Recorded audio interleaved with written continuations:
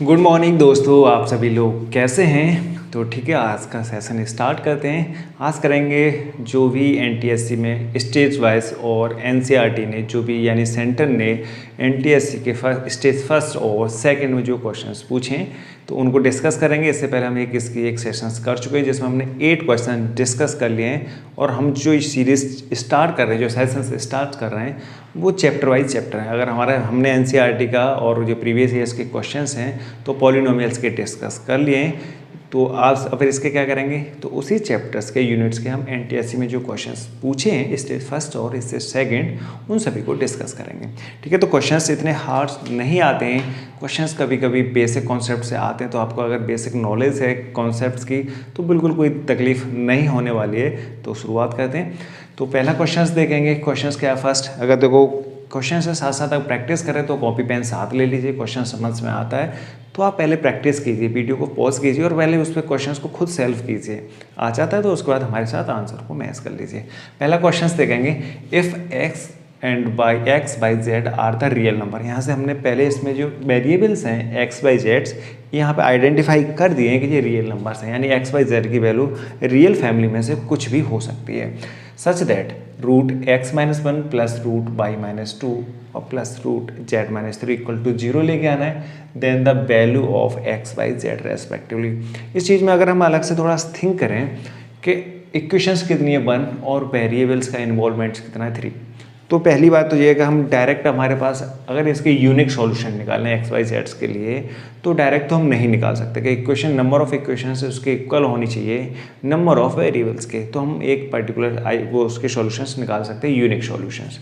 पर यहाँ पे इक्वेशंस क्या हैं, इक्वेशंस कम है और नंबर ऑफ वेरिएबल्स ज़्यादा है। तो अब हमारे पास एक ही चॉइस बच जाती है कि इस पर हम क्या करें, हिट और ट्रायल। हमारे पास 4 ऑप्शन है, इसमें से देखना है। दूसरा बात, सबसे इंपॉर्टेंट बात है कि कभी भी रूट्स है नेगेटिव नंबर्स के लिए वैलिड नहीं होता है। अगर रूट्स के अंदर अगर नेगेटिव नंबर आ जाता है -2 तो ये एक्चुअल नंबर क्या, ये रियल फैमिली से नहीं है, तो ये रियल नंबर नहीं है। ये कौन सा नंबर है, कॉम्प्लेक्स नंबर है।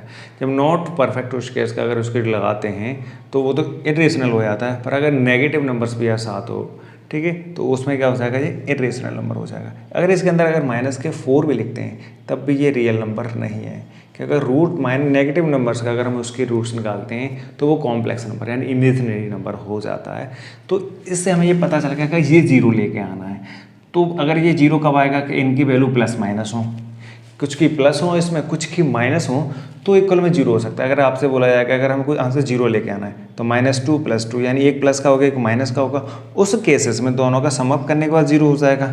अदरवाइज ये 2 अगर मान लो x + y = 0 आ रहा है, हम जस्ट अगर इस तरीके से समझते हैं तो 2 केस हैं। ये 0 कब आने वाला है कि अगर ये दोनों इक्वल हैं यानी अपोजिट साइंस के हैं तो ये 0 हो जाएगा, या फिर दोनों की दोनों x और y 0 हैं उस केसेस में 0 हो जाएगा। अब इस पर रूट्स भी लगा दिए हमने, रूट्स लगा दिए तो अब रूट्स का आंसर नेगेटिव नंबर्स के लिए वैलिड है नहीं और इस पर स्क्वायर तो है नहीं, कि जैसे अगर मान लो -2 लिखा हुआ है तो इसका स्क्वायर, अगर इस पर यहाँ पर इसके अंदर √2 लिखा हुआ है इस पर माइनस का √2 और स्क्वायर, तो अगर मान लो इस पर स्क्वायर तो है नहीं, तो इसे हम तुरंत समझ में आना चाहिए कि नहीं।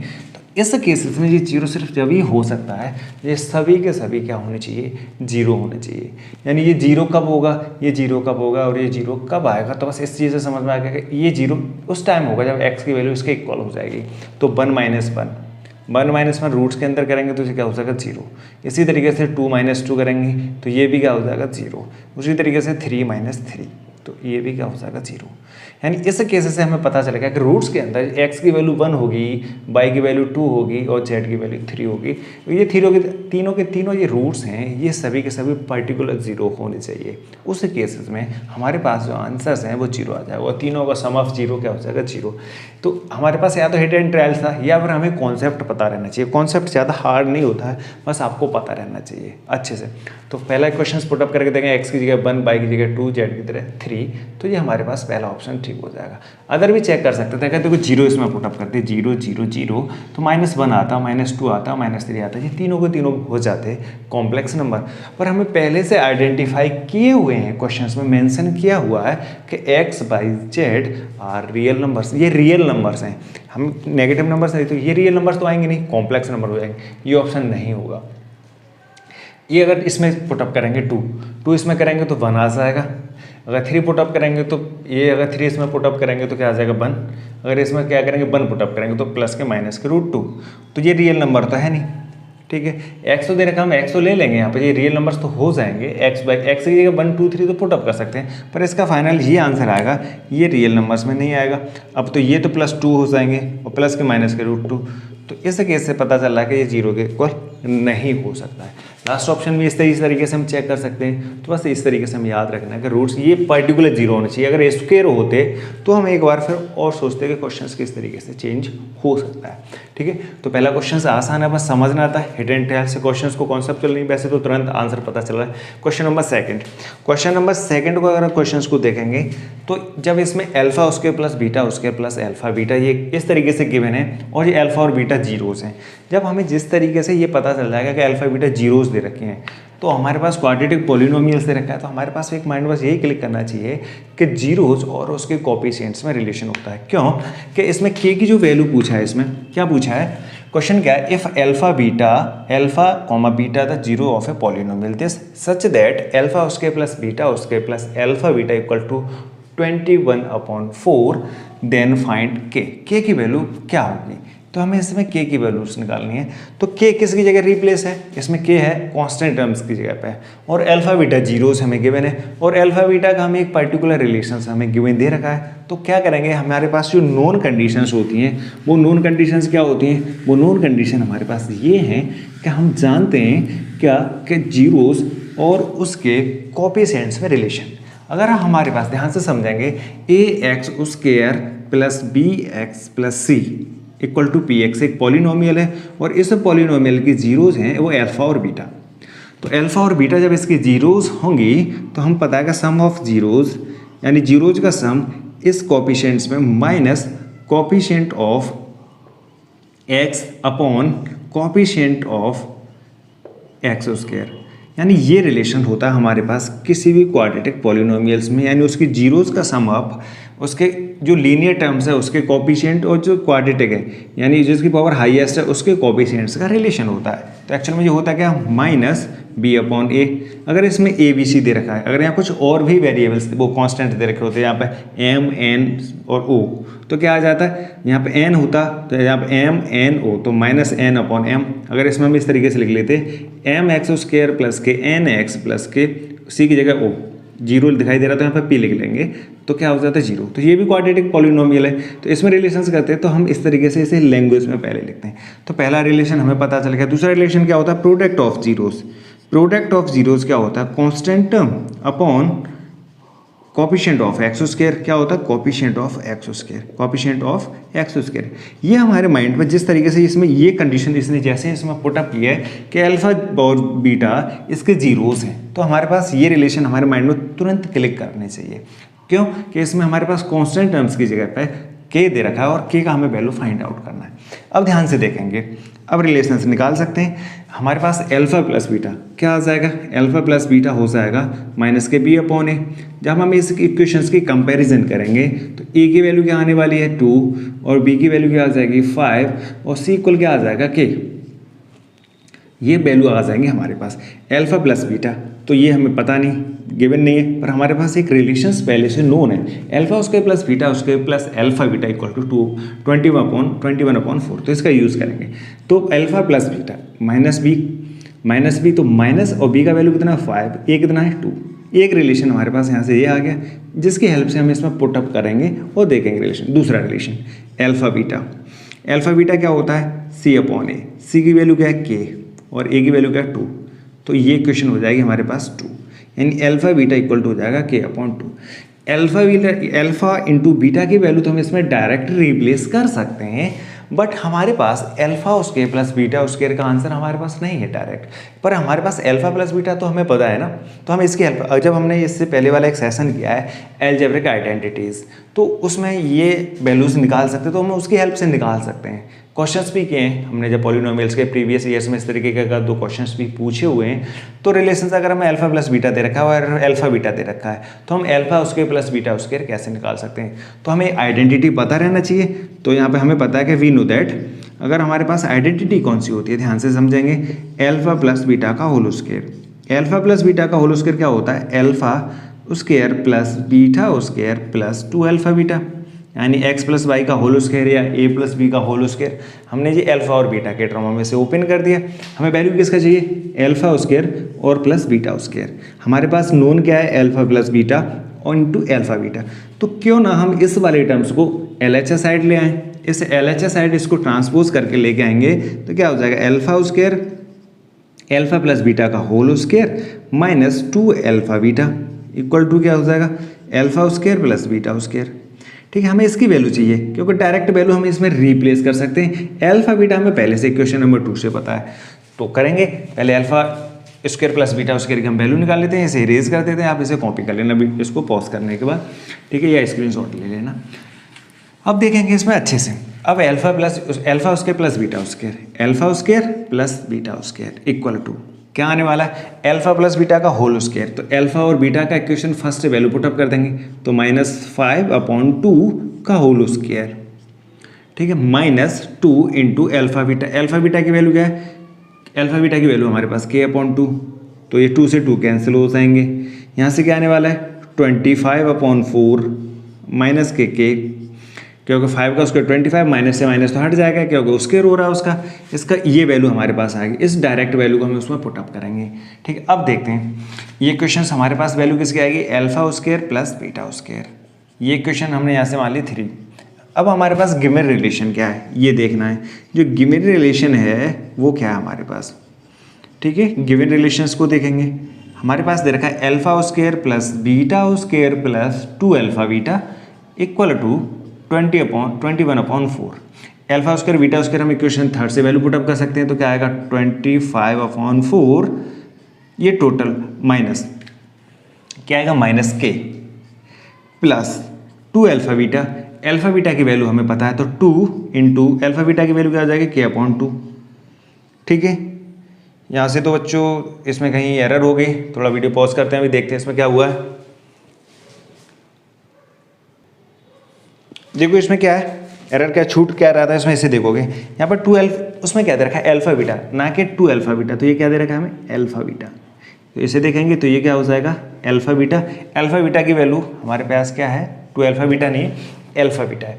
एल्फा बीटा की वैल्यू क्या है हमारे पास k/2, तो k/2 इक्वल टू क्या आ जाएगा 21/4।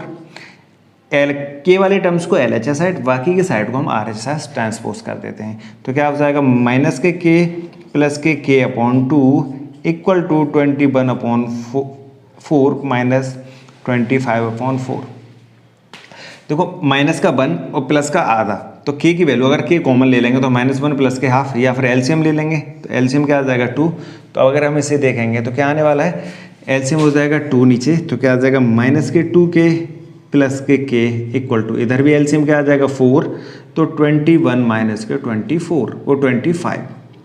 यहाँ से देखेंगे तो क्या आ जाएगा -k/2 इक्वल टू -4/4, माइनस के 4 से 4 कट जाएंगे तो -1, तो k इक्वल टू क्या आ जाएगा -k2, -k equal to -k2, minus minus sign हट जाएगा तो k इक्वल टू क्या आ जाएगा 2। ठीक है, तो बच्चों थोड़ा एरर हो जाती है कभी इसमें, ये कॉपी करने में -2 था तो इस वजह से लग रहा था। तो ठीक है, क्वेश्चंस को कॉपी करना है तो ये क्वेश्चंस आसान था, बस कॉन्सेप्चुअल था कि आपको अगर ये चीज़ें याद हैं alpha square plus beta square की वैल्यू, तो इजी तरीके से आप निकाल सकते हो, वैल्यू इसमें पुटअप कर सकते हैं। ठीक है, क्वेश्चन आसान था, तो इससे हमें पता चल गया ऑप्शन कौन सा हो गया।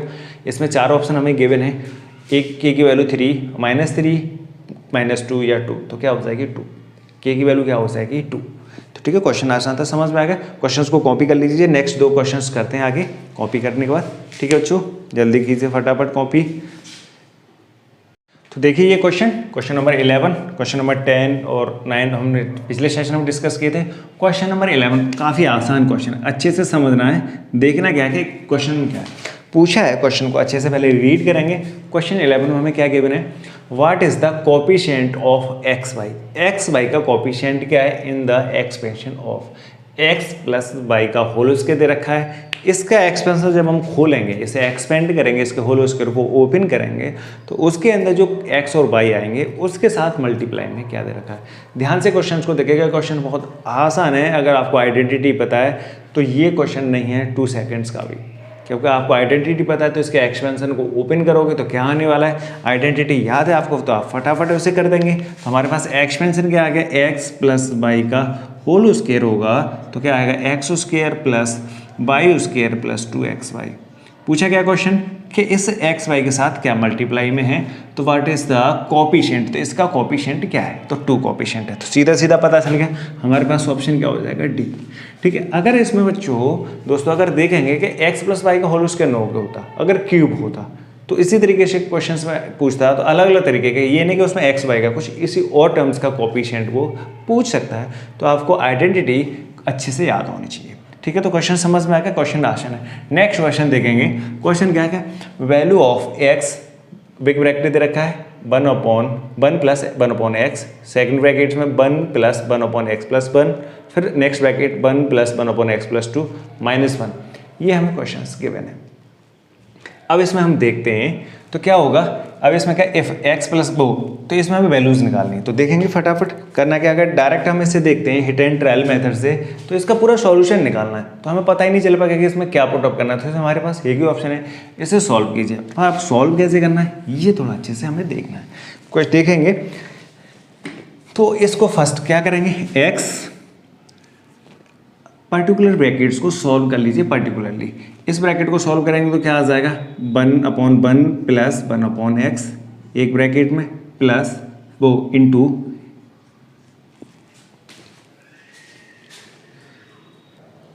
तो क्या आ जाएगा, दूसरे वाले ब्रैकेट में देखेंगे तो 1/1 plus x plus 1, next bracket में 1/1 1/x प्लस 2 -1। सबको पर्टिकुलर आप सॉल्व करते हैं तो x, तो ये क्या हो जाएगा, कॉमन लेंगे उसका एलसीएम लेंगे तो एलसीएम आ जाएगा x, तो क्या हो जाएगा x प्लस 1 फर्स्ट ब्रैकेट में। दूसरे वाले ब्रैकेट में क्या आ जाएगा, x प्लस 1 कॉमन बोले लेंगे एलसीएम, तो क्या आ जाएगा x plus 1 plus 1। Next bracket में देखेंगे क्या आ जाएगा, x प्लस 2 हमारे पास कॉमन आ जाएगा, तो x प्लस 2 प्लस 1 -1।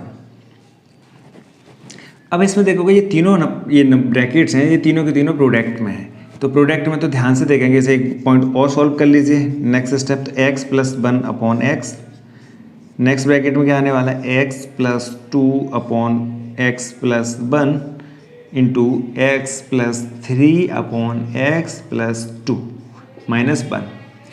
अब इस पॉइंट इन ब्रैकेट्स को अच्छे से अगर हम देखें कहीं किस तरीके से लिखा है का 2/3 इंटू 3/4 इंटू 4/5, कुछ इस तरीके से। तो इसमें क्या हो जाएंगे, ये इससे कैंसिल हो जाएगा, इस तरीके से कैंसिल हो जाएगा, यानी फर्स्ट और लास्ट टर्म बचता है। सिमिलर है इसमें भी, इसमें क्या ऊपर वाले टर्म्स कैंसिल हो रहे हैं, ये किससे कट जाएगा, ये वाला सेक्शन इससे कैंसिल आउट हो जाएगा, तो लास्ट और फर्स्ट बच जाएंगे। तो इसे लिखेंगे तो क्या आ जाएगा, x प्लस 3/x माइनस 1। अब एक ब्रैकेट बच गया, अब इसे फिर फर्दर ओपन करेंगे तो क्या आ जाएगा, x एलसीएम ले लेंगे इसका 1, तो क्या आ जाएगा x प्लस 3 माइनस के x/x। यहाँ से ब्रैकेट्स के अंदर x कैंसिल आउट हो जाएगा, तो क्या आ जाएगा x into 3/x, x cancel होने के बाद आंसर हमारे पास क्या हो जाएगा, 3। तो आसान क्वेश्चन है, बस थोड़ा कैलकुलेशन दे रखा है। अगर इस तरीके से देखेंगे तो लगेगा कि क्या है, अगर इसके मल्टीप्लाई करने लगे इसका इसमें इसका इसमें तो थोड़ा मुश्किल हो जाएगा, क्वेश्चन को फिर समझने में थोड़ी मुश्किल होगी। तो चीज़ें हैं, बस ये देखना है कि क्या चीज़ें कॉमन दिख रहा है। यहाँ से x करेंगे x प्लस 1, इसमें नीचे x प्लस 1 आ रहा है, इधर यहाँ से करेंगे x प्लस 2 तो इसमें x प्लस 2 नीचे आ रहा है। सभी के सभी टर्म्स क्या हो रहे हैं, कैंसिल आउट हो रहे हैं। क्वेश्चन नंबर नेक्स्ट देखेंगे, कॉपी कर लीजिए इसे फटाफट। क्वेश्चन नंबर नेक्स्ट, तो इसका ऑप्शन पहले वाले का फर्स्ट हो जाएगा। क्वेश्चन नंबर 13, क्वेश्चन नंबर अगर 13 देखते हैं तो 13 में क्या दे रखा है हमें, x plus y equal to 1 है, then x cube plus y cube plus 3xy की वैल्यू क्या आएगी, ये हमें बताना है। एक चीज़ गिवन है, बाकी की हमें फॉर्मूला एक, तो हमको ये आइडिया हो जाना चाहिए कि ये एक्चुअल में क्या है, एक आइडेंटिटी गिवन है, ये एक आइडेंटिटी का सेक्शन है। अगर हम ध्यान से देखेंगे किससे, अगर इसकी वैल्यू पुटअप इसका अगर हम फॉर्मूला अगर हम याद हो, अगर आइडेंटिटी हम पिछली वाली सेक्शन में डिस्कस किए हैं सभी की सभी आइडेंटिटी, तो a cube plus b cube क्या आ जाएगा, ए प्लस बी एक ब्रैकेट्स में, दूसरे वाले में क्या आ जाएगा, a square plus b square minus a b. अगर इसी तरीके से दूसरा वाला ब्रैकेट था a cube minus b cube, तो इसका क्या हो जाएगा, ए माइनस बी, दूसरे bracket a square plus b square plus a b. अगर इसकी और आइडेंटिटी अगर हम देखें तो एक्चुअल में अगर हमारे पास एक आइडेंटिटी और होती है a प्लस बी का होल क्यूब क्या आ जाएगा, a cube plus b cube plus 3ab, ठीक है, और ब्रैकेट्स के अंदर क्या हो जाएगा a प्लस बी। एक ये आइडेंटिटी हमारे पास हो गया। अब हमें वैल्यू किसका चाहिए, x cube plus y cube plus 3xy, यानी इतने टर्म्स का हमें आंसर चाहिए और हमारे पास गिवन क्या है एक्स प्लस वाई। तो ये पूरा का पूरा क्वेश्चन बच्चों इस आइडेंटिटी से हमें तुरंत आइडेंटिफाई हो रहा है। क्यों कि हमारे पास a प्लस बी हमें गिवन है और ये a प्लस बी भी गिवन है, हमें वैल्यू इसकी चाहिए। तो इसकी वैल्यू इसमें यहाँ पर हम पुटअप कर सकते हैं और इसकी वैल्यू 1 है। तो इस पर अगर वैल्यू हम इसमें पुटअप करेंगे तो क्या आ जाएगा, यहाँ से क्या हो जाएगा आइडेंटिटी। अब हमारे पास क्या हो जाएगी, एक्स प्लस वाई का होल क्यूब इक्वल टू क्या आ जाएगा, x cube plus y cube plus 3xy और ब्रैकेट्स के अंदर एक्स प्लस वाई। ये हमें आइडेंटिटी पता है। सभी की सभी आइडेंटिटी हैं, ये सभी की सभी आइडेंटिटी एक्सप्रेस किए हैं, किस तरीके से ड्राइव किए हैं। तो ये पूरा का पूरा इस पर एक लेक्चर है, सेशन है, तो आप उसे ज़रूर देखिए कि इसमें सभी के सभी किस तरीके से हमने ये क्वेश्चंस किए हैं। तो अब इसमें ये आइडेंटिटी किस तरीके से हमने ड्राइव किए। तो एक्स प्लस वाई की वैल्यू क्या हमारे पास 1, तो 1 का cube equal x cube plus y cube plus 3xy, brackets के अंदर यहाँ क्या आ जाएगा 1, ठीक है। तो इसे सॉल्व कर लेंगे तो क्या आ जाएगा, x cube plus y cube plus 3xy equal to क्या आ जाएगा 1। तो आंसर हमारे पास सीधा आ गया। पर अगर ऐसे हम क्वेश्चंस को देखते हैं तो ऐसा लग रहा है कि इसका आंसर हम निकालेंगे कैसे, हमें गिवन है सिर्फ एक्स प्लस वाई, तो हम कैसे सीधा पुटअप करेंगे। इसमें कहीं ना तो हमें एक्स प्लस वाई दिखाई भी नहीं दे रहा है इसमें, ना तो एक्स की वैल्यू पता है ना हमें वाई की वैल्यू पता है, तो क्या हो सकती है, तो थोड़ा मुश्किल है। तो बस सीधा सीधा अगर हमें आइडेंटिटी अच्छे से याद है तो बिल्कुल कोई भी तकलीफ हमें नहीं होनी चाहिए कोई भी क्वेश्चंस को समझने में। तो ठीक है, अगर ये क्वेश्चंस हैं तो अगले सेशंस में अगले सेशंस में देखेंगे क्वेश्चन नंबर और आगे के फर्दर। तो ठीक है, आप हमारे साथ जुड़े रहिए और आपका दिन शुभ रहे, ठीक है। नहीं और कोशिश करते हैं, इसके क्वेश्चंस हैं बहुत सारी क्वेश्चन, जितने भी क्वेश्चंस हैं पिछले 7-8 साल के क्वेश्चंस जो भी एनटीएससी ने पूछे हैं स्टेट फर्स्ट और सेकंड में, तो मोस्ट ऑफ क्वेश्चन जिसके दे रखे कि हाँ कॉन्सेप्ट चले यूपी स्टेट के या अदर किसी स्टेट्स के, राजस्थान के, दिल्ली के, तो आसपास के जो भी हैं एमपी के, तो जो क्वेश्चंस रहेंगे तो उन क्वेश्चंस को डिस्कस करेंगे। तो इससे क्या है कि हमारे चैप्टर्स रहेंगे तो जैसे जैसे क्वेश्चंस हो जाएंगे तो क्वेश्चनों पर करने में हमें जितने ज़्यादा क्वेश्चंस लगाएंगे तो उतना ज़्यादा थोड़ा कॉन्फिडेंस बूस्टअप हो जाएगा। तो ठीक है बच्चों, थैंक यू सो मच।